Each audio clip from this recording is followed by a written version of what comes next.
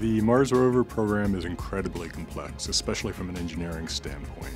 I mean, the end result that you're trying to achieve is to get a suite of scientific instruments on the Martian surface on a mobile platform to drive around and do scientific experiments. This MSL rover, called Curiosity, actually is the most complicated, most complex, and most capable system ever put on the surface of another planet. In fact, it might be the most complex interplanetary explorer that we've ever developed. There are literally tens of thousands of parts that need to work together in perfect harmony in order to get through the launch operation, cruise to Mars, go through the entry, descent, and landing operation, and actually operate on Mars. And you need to be able to simulate that up front.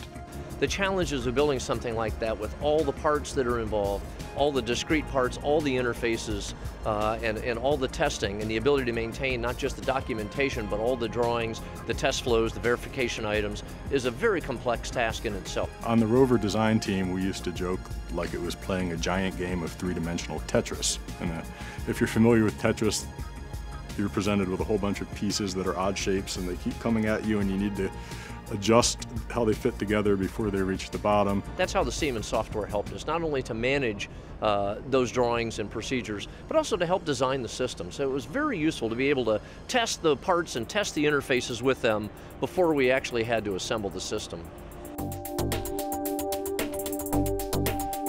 We provided indeed the toolbox for designing, testing, and ultimately manufacturing this robot. NASA is challenged, like all other players in industry, with the same paradigms. They need to be faster, they should be more productive, i.e. cheaper, and that's what our tools are helping in. This rover is almost a metric ton. So the biggest challenge was, how do you land something that weighs that much when you have a Martian atmosphere to deal with? That was the big challenge. Mars has 3/8 the gravity of Earth, and there is no dial in a room that allows you to change the gravity on Earth. Therefore, the only way to simulate how something is going to behave on Mars is to do it in a virtual environment. And in Siemens PLM software, you do get that dial on the wall that allows you to change the gravitational field and test in a virtual environment.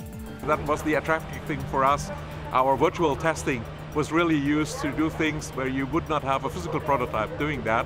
This is by no means a sure thing. There's risk involved. You can't test these systems end to end. There's also the risk of Mars itself.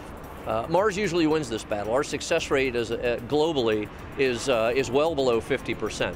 However, we feel confident that we've done everything, and if everything goes the way we've designed it, and we've planned it, and we've built it, and tested it, we should be on the surface safely, and the team will be cheering.